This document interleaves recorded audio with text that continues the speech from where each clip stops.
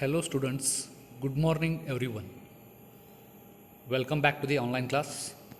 Today we will discuss or let us learn about thermocouple concepts. In the last video or in the last class, we have seen that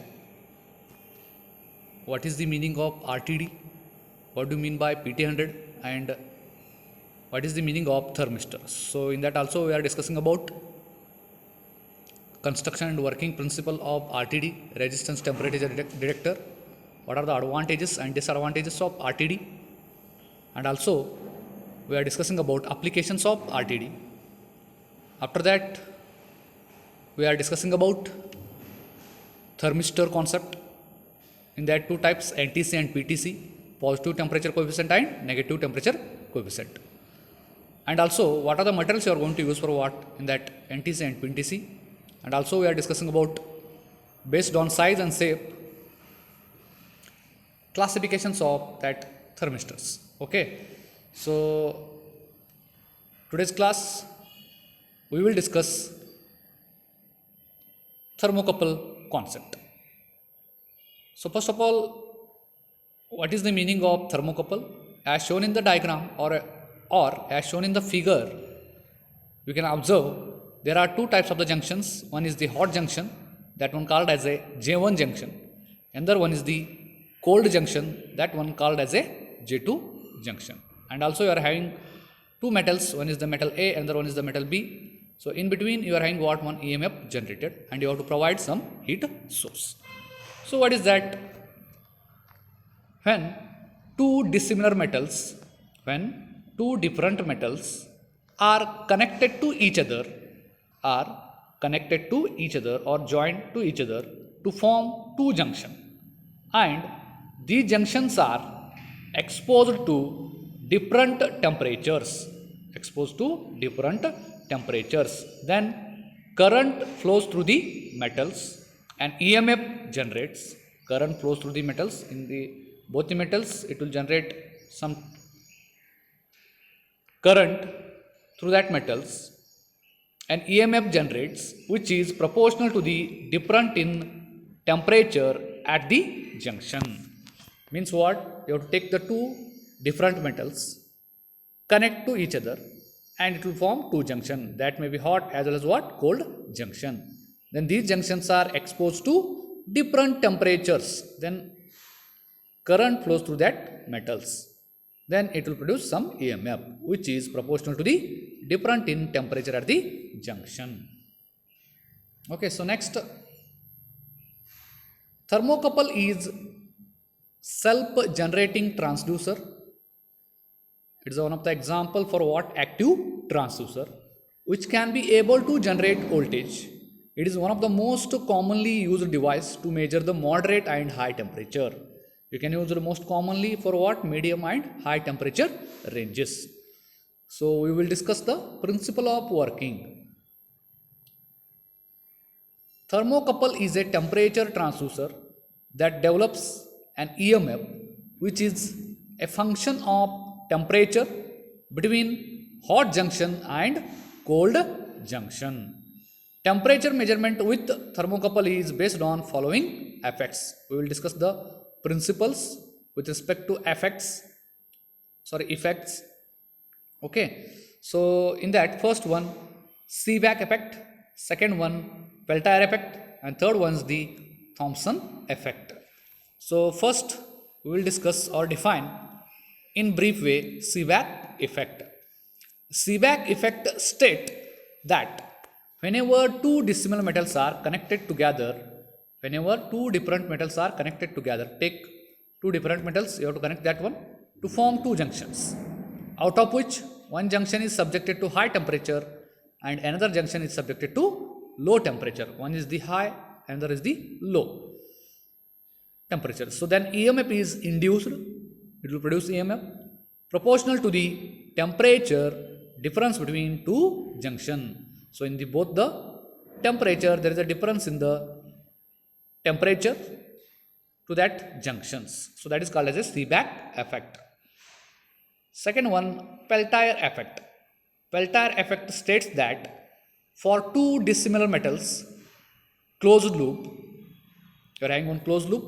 You take two dissimilar metals. If current forced to flow through the closed loop, if current forced to flow through the closed loop, then one junction will be heated, and other will become cool. One should be heat, other become cool. That is called as a Peltier effect. Next, third one, Thomson effect. If a temperature gradient exists along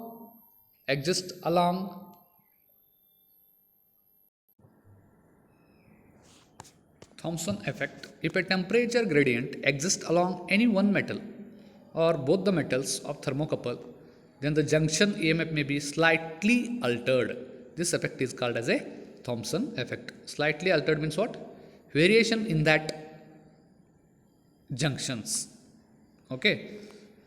So next, it is a very important types of thermocouples based on materials and temperature. First one is the J, second one is the K, third one is the R, fourth one is the S, fifth one is the T. These are the types of thermocouples based on materials and temperature. Might be they will ask some questions for watt per mass in your final exam or in tests. Mention the types of thermocouple based on materials and temperature ranges. It is a very important questions. You might have answered these questions. This is the answer of that question. You can take one table, thermocouple type, material used, temperature range and sensitivity. So first one, J, metal used iron and constant ton, temperature range in terms of degree Celsius minus 200 to 900, sensitivity 45 to 50. Second one, K type, chromel and alumel minus 200 to 1250, sensitivity is 40 to 55. R, platinum or rhodium 13%, 0 to 1600, temperature range in terms of degree Celsius 5 to 12. S, platinum or platinum rhodium 0 to 1500, 5 to 12 sensitivity. T, copper or constant ton minus 200 to 400 degrees Celsius 15 to 60 sensitivity. So normal operating range of the thermocouple is minus 200 degrees Celsius to 3000 degree Celsius. So these are the thermocouple types based on materials and temperature ranges. So next we will move on to the advantages of thermocouples. What are the advantages of thermocouples? First one, it is active transducer, hence no requirement of bridge circuit or external supply, high speed of operation, good reproducibility, cost is low, good accuracy, stability is very high for long period of time, low maintenance, wide temperature range is available. These are the advantages of thermocouple. So next we will move on to the disadvantages of thermocouples. First one, temperature, require amplifier for applications, cold junctions compensation is necessary, high cost. Okay. So next, applications of thermocouple. It is used in industrial furnaces, it is used for flow measurement, it is used for temperature measurement. Okay, so this is what your thermocouple part. So what is that? Next we'll move on to the pyrometer concept. So first of all, what is the meaning of pyrometers? We will discuss. When physical contact with medium to be measured is not possible due to very high temperature, that is above 1400 degree Celsius, pyrometers are used for temperature measurement. The operation of the pyrometer is based on the principle of thermal radiation. Radiation pyrometers measures the radiant heat emitted or reflected by the hot object. The thermal radiation is electromagnetic radiation emitted as a result of temperature. In industry, where high temperature of the vapors or liquids destroy the temperature measuring instrument like thermistors and thermometers, thermocouple. In that case, pyrometers are used. If you want to measure the high temperatures greater than 1400 degrees Celsius, you have to use for what? Pyrometers. It is not possible for what you can connect and you can measure. So that purpose you have to use for what? Pyrometer concepts. Okay. So next we will move on to the principle of working of that pyrometers. So pyrometer works on the principle of thermal radiation, which states that the energy radiated by hot body, the energy radiated by hot body is a function of its temperature. Is a function of its temperature. That is the working principle of pyrometer. So next we will move on to the pyrometer classifications. First one, radiation pyrometer. Second one, infrared pyrometer. And third one, optical pyrometer. So in your syllabus, you are having only two concepts or two types, radiation pyrometer and optical pyrometer. So first we will discuss radiation pyrometer. So as shown in the diagram, you can observe the radiation pyrometer. Okay. So this is the diagram of what? Radiation pyrometer. So principle, working and construction we will discuss. Figure shows the construction of radiation pyrometer, which consists of a tube, one end is exposed to the hot body whose temperature is to be measured. At the other end of the tube, sighting aperture is present in which an adjustable eyepiece is fitted. Okay, adjustable eyepiece is fitted. Second point, one concave mirror is provided as shown in figure to collect the radiations coming from body whose temperature is to be measured. One concave mirror is provided as shown in the figure.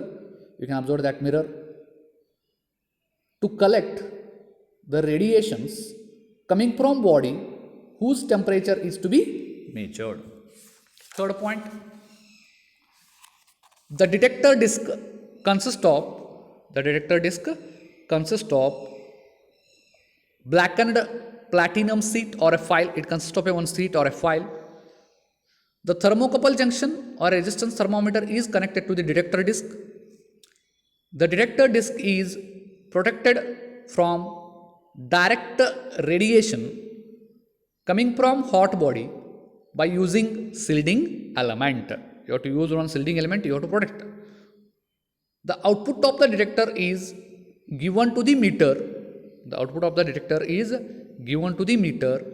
For measuring the thermoelectric EMF or a resistance, which is a direct indication of a temperature of hot body. So this is the working of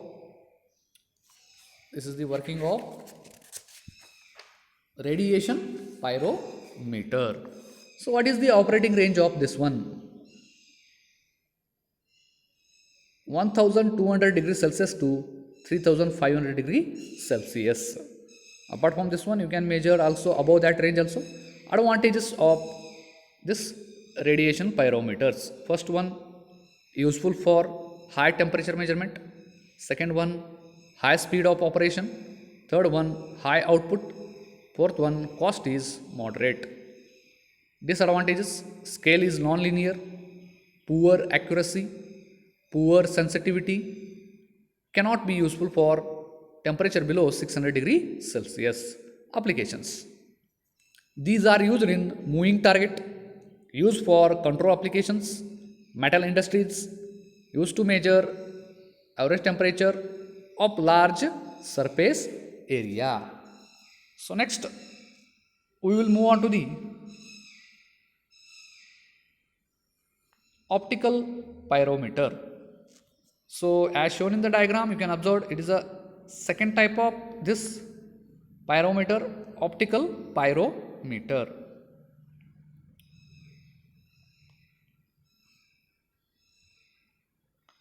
So we will discuss the construction and working of this optical pyrometer. First one, we will discuss the working principle.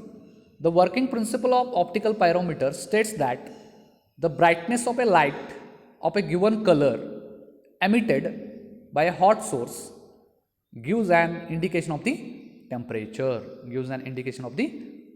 The brightness of the light of a given color emitted by the hot source gives an indication of the temperature. So next we will discuss the construction and working. Okay, so based on filament of bright, filament of dark and equal brightness, we will discuss. First point in construction and working, figure shows the construction of disappearing filament type optical pyrometer. It consists of a tube.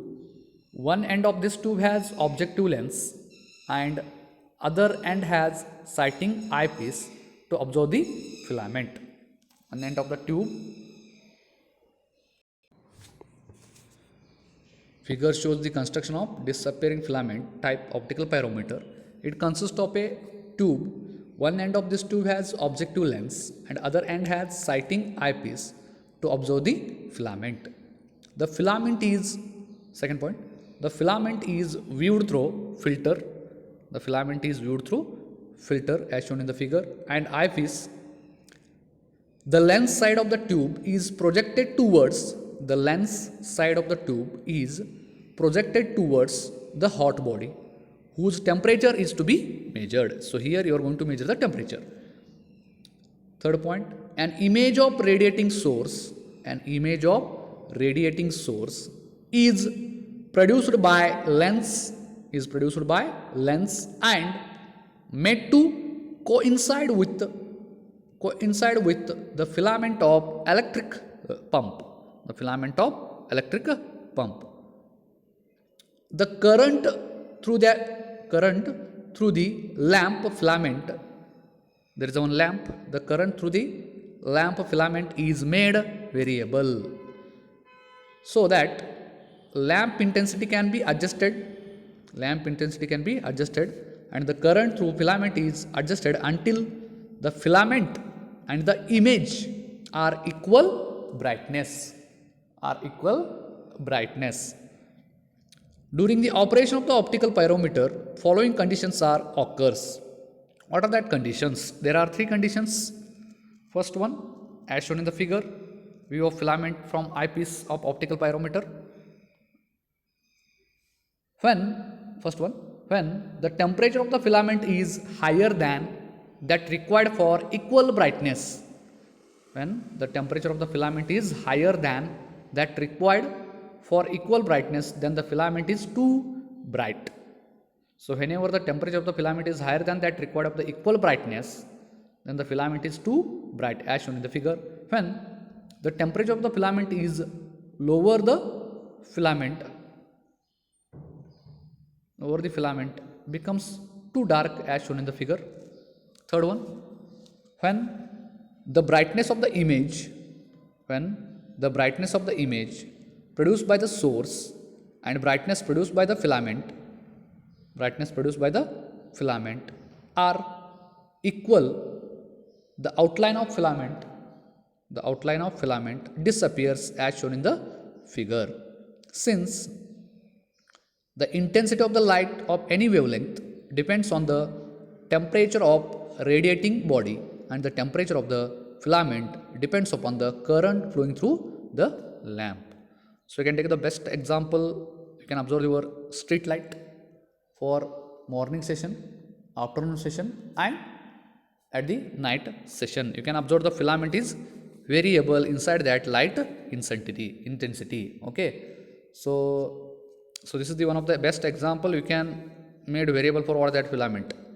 So what is the operating range of this one? 1400 degrees Celsius to 3000 degrees Celsius. Next we will move on to the advantages. What are the advantages? First one, lightweight and convenient to use. Second one, it is flexible and portable. Third one, good accuracy, no physical contact with measurement, useful for high temperature. Disadvantages: cost is high, possibility of human errors. Applications: widely used for accurate temperature measurement of furnace. It is used for measurement of molten metals and other heated materials. So applications: what are the applications of this one? These are the applications just now we discussed. First one is the accurate temperatures, second one is the molten metals and other heated materials. Thank you. I hope you understood the concept of pyrometers and thermocouples.